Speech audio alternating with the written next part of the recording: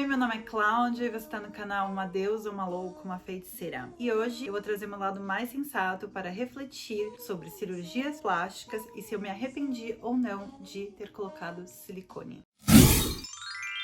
Bom, gente, antes de mais nada, aquele recado, aquele pedido, não se esquece de se inscrever no canal, deixar o seu like, compartilhar esse vídeo com todo mundo. Essa é a melhor forma de me ajudar no crescimento do canal e para que eu possa produzir vídeos cada vez com mais qualidade. Então faz isso logo de cara, não esquece, ativa o sininho também. Também quero dar mais duas informações. Uma é de que esse vídeo ele vai ter um ponto de vista de quem fez a cirurgia e não é um ponto de vista clínico. Eu não sou médica.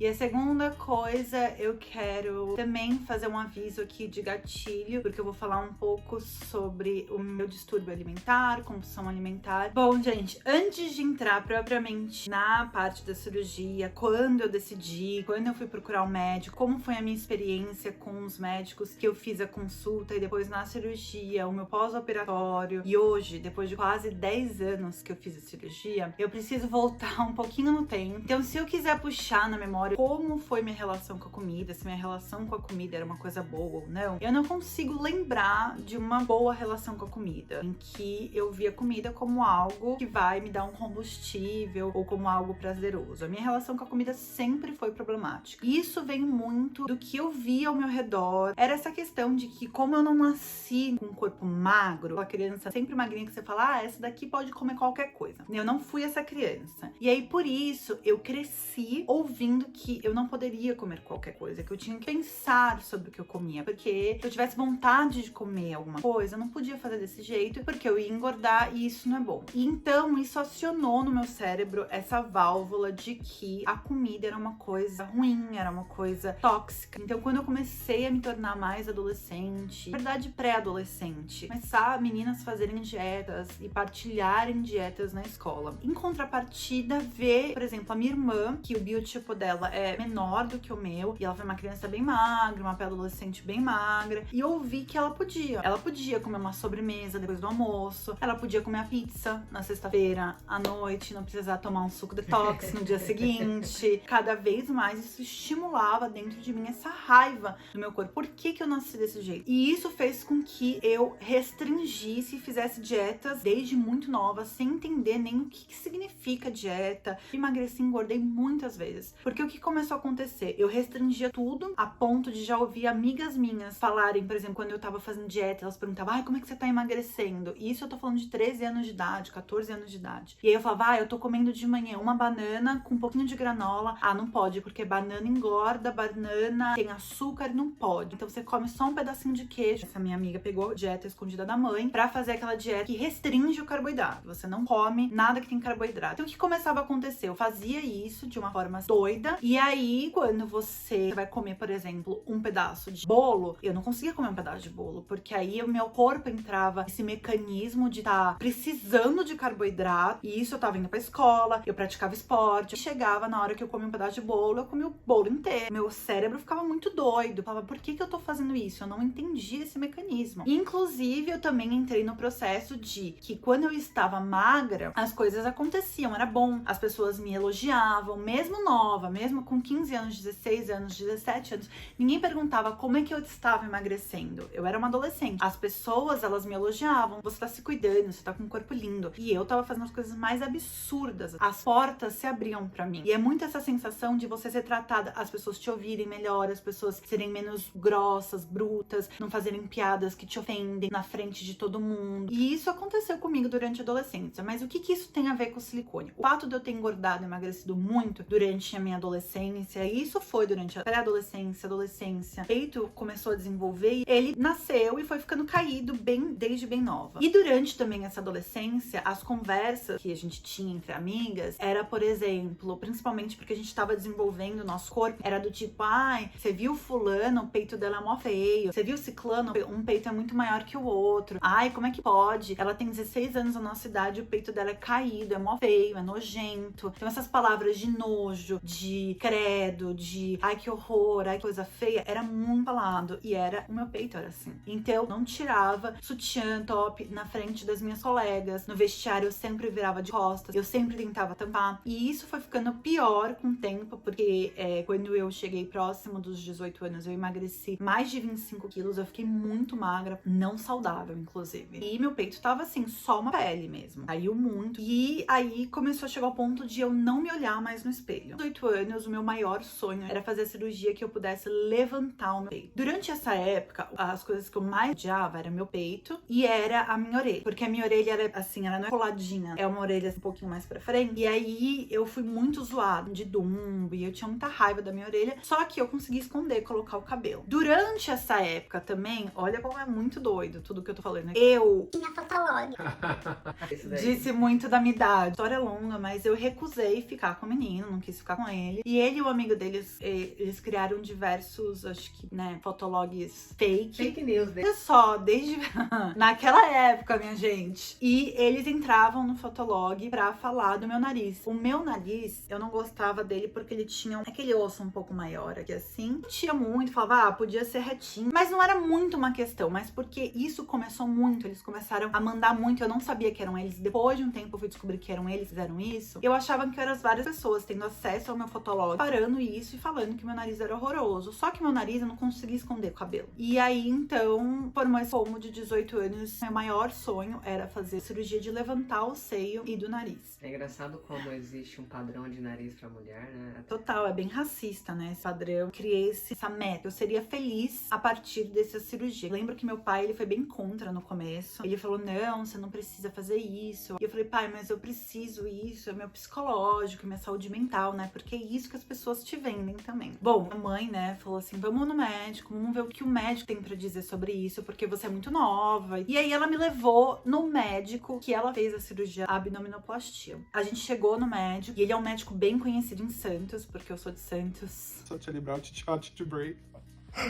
Aí a gente chegou nele e assim, claramente eu estava desconfortável. Eu tinha 22 anos. Eu não gostava de tirar o meu sutiã na frente da minha mãe. Eu não gostava de tirar o sutiã na frente de mim. Imagina com outras pessoas. E aí o médico, eu entrei na sala e aí ele olhou assim pra mim, no meu corpo, ele falou, ó, pode ir lá, colocar o avental, tira tudo, fica sem sutiã. Aí eu pus o avental. Quando eu voltei do banheiro e tal, ele nem perguntou nada. Deu o meu negócio e assim, foi uma das sensações mais, acho que, de impotência, de uma sensação muito ruim. E tava colocando uma parte minha que eu odiava tanto e que eu escondia tanto, e que sempre que eu tirava meu sutiã, meu top, eu sempre segurava. E ele tava ali simplesmente abrindo o negócio e já foi começando a pegar no meu peito, chegou no meu peito e ele ficou a mão, colocou assim de um lado e de outro e puxou a pele, porque meu peito era bem, tinha muita pele mesmo. E falou, ó, tá vendo? Precisa realmente fazer assim, ó, assim, pegando na minha frente. E eu queria, naquela hora, correr daquele lugar, chorar, eu ia fazer qualquer coisa, eu queria sumir. Ele falou, realmente precisa fazer, tá muito ruim esse peito, olha, um é muito maior que o outro, não é legal isso daqui. E olhou pra mim, né, pro meu rosto e falou, e seu nariz realmente tem que fazer, não fica legal com seu rosto, você tem um nariz aqui muito pra cima, você ri, sua ponta do nariz vai pra baixo. Aí ele já viu coisas que eu ainda não tinha visto. E aí ele virou pra mim e falou assim, e essa barriga aí, dá pra gente fazer uma lipo também, né? Não tinha pensado em fazer uma lipo nesse momento, não era uma coisa que eu queria fazer. E detalhes, quando eu estava lá, eu estava numa dieta super restritiva. Eu tava achando que eu tava arrasando. Meu, a sementinha foi plantada na sua Foi cabeça. plantado, foi plantado. Agora é só esperar crescer, porque vai. Exatamente. A sua cabeça já tá fértil pra ideia de que você vai mudar o seu corpo. E que tá errado, que meu corpo tá errado. Tipo, tá. E aí eu lembro que na hora que eu sentei, eu falei, então, eu tava pensando em levantar, eu não sei, eu acho silicone, eu não tô muito certa disso, porque a minha intenção era levantar. Ele falou, não, tem que colocar silicone. Ele falou assim, olha só, você é alta, você não é magrinha, né? Você é maior, assim. E aí ele falou, então você precisa pôr silicone, senão você vai ficar parecendo um homem. Se eu tirar toda a pele que precisa, você tem muita pele. Você precisa colocar, senão você vai ficar reta, muito masculina, vai ficar feia. E aí ele falou assim, pelo menos aí uns 300 ml a gente tem que colocar. Aí eu falei, não, tá bom. Foi meses antes pra poder ver pro inverno. E aí ele falou, não, minha agenda pro inverno tá quase fechada. Eu tenho esse dia aqui, vamos marcar? E já colocou meu nome lá, já falou, ó, minha secretária vai passar os exames pra você que você vai precisar fazer, ver também o anestesista, obrigada, tchau, pra atender a próximo cliente. E aí eu saí de lá, assim, aí minha mãe falou assim, vamos ver outro médico? E a gente foi pro outro médico. Como eu fui atendida, foi completamente diferente. Eu entrei no consultório, ele sentou primeiro comigo, ele conversou comigo, fez várias perguntas. Ó, eu vou precisar te examinar agora, ver o seu seio, tudo bem? Vai lá no banheiro, pegar um aventalzinho. Quando eu voltei, ele falou assim, ó, licença, eu preciso te examinar, tudo bem se eu encostar em você? Eu falei, claro. Ele foi lá, abriu o avental, examinou. E aí, nessa hora, eu me senti muito segura. Só que, como a Bruna disse, a semente já tava plantada na minha cabeça. Então, quando eu conversei com ele, eu já conversei sobre o silicone. Eu já conversei sobre ele, sobre a ponta do meu nariz ser pra baixo. Eu vou deixar um parênteses. E hoje é muito mais clara essa situação de que pouco peito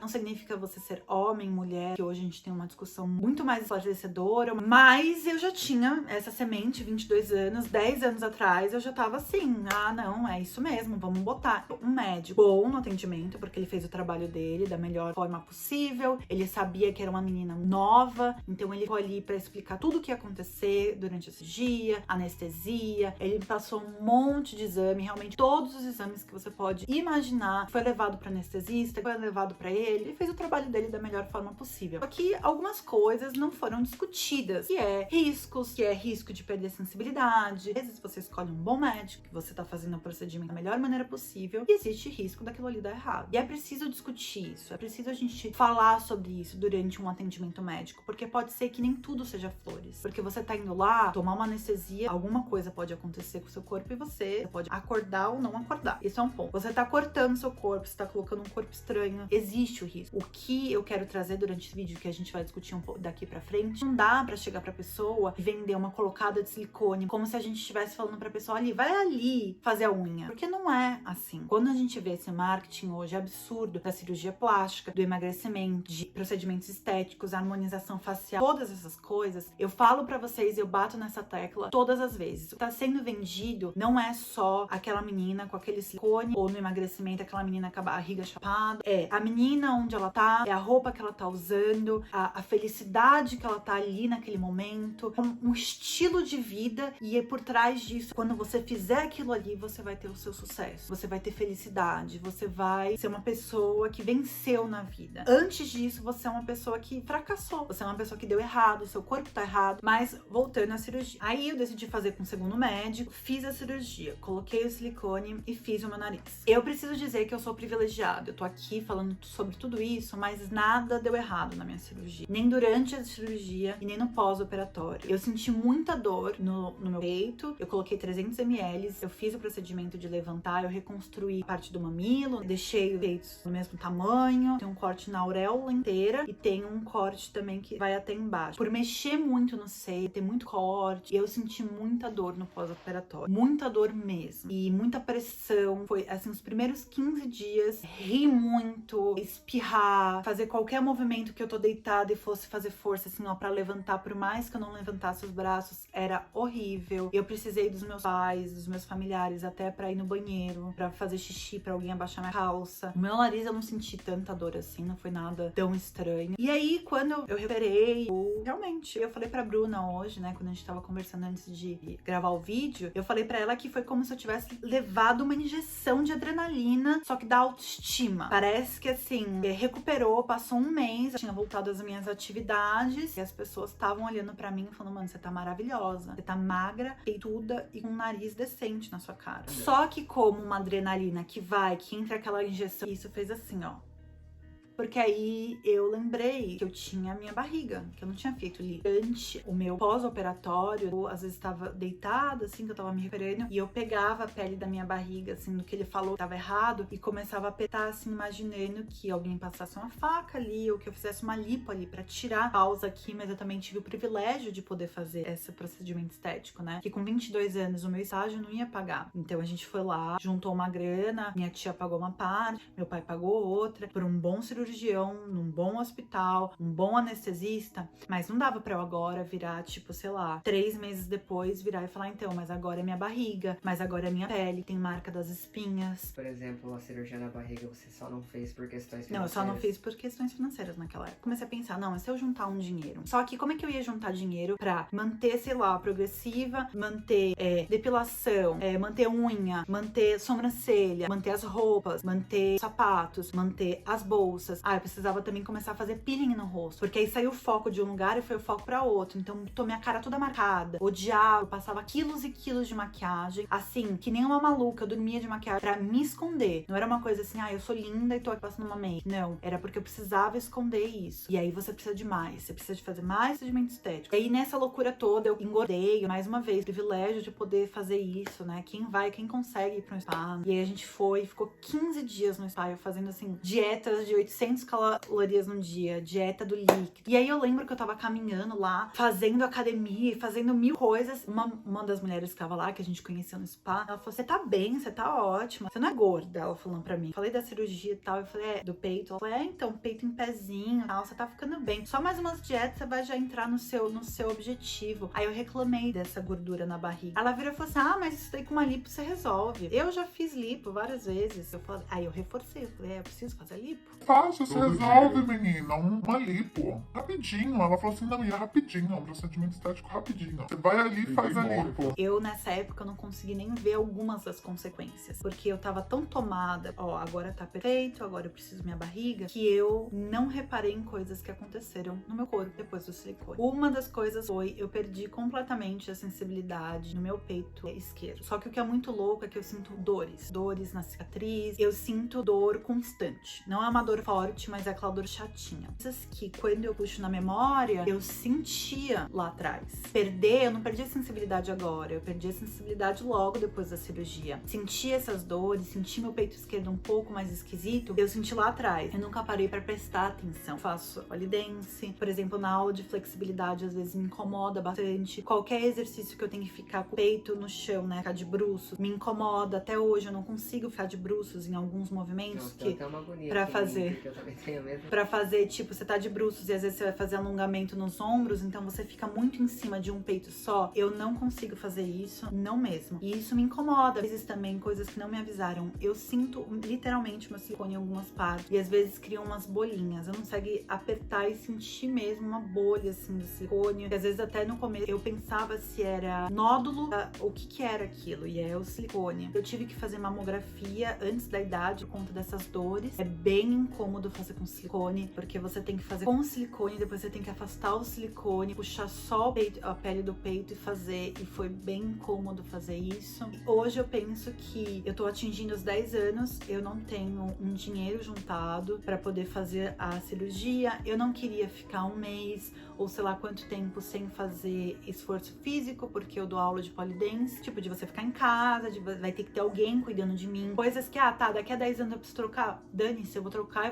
pra um maior, você pensa. Mas tendo a consciência e a maturidade de hoje, eu penso, nossa, que complicação, porque é doloroso, você vai tomar anestesia geral, você vai pro hospital, você deixa seus familiares preocupados, aí você sai, aí tem a parte da recuperação. Eu não sou contra a cirurgia plástica, quem sou eu pra ser contra alguma coisa que eu mesmo fui lá e fiz? Mas eu gostaria de ter todas essas informações e principalmente conseguir me questionar se eu tô fazendo aquilo porque eu quero ficar igual a foto daquela pessoa, que eu só vou ser feliz quando eu tiver aquilo ali, o verdadeiro significado de amor próprio, e não amor próprio tendo o corpo do outro, porque isso não é amor próprio. Isso é amor pelo corpo do outro. É esse recado que eu queria dar pra vocês. Se vocês gostaram desse vídeo, comenta aqui embaixo se vocês fizeram cirurgia, se vocês pensam em fazer cirurgia, o que vocês acham desse assunto, comenta aqui embaixo também. E é isso. Um beijo e tchau!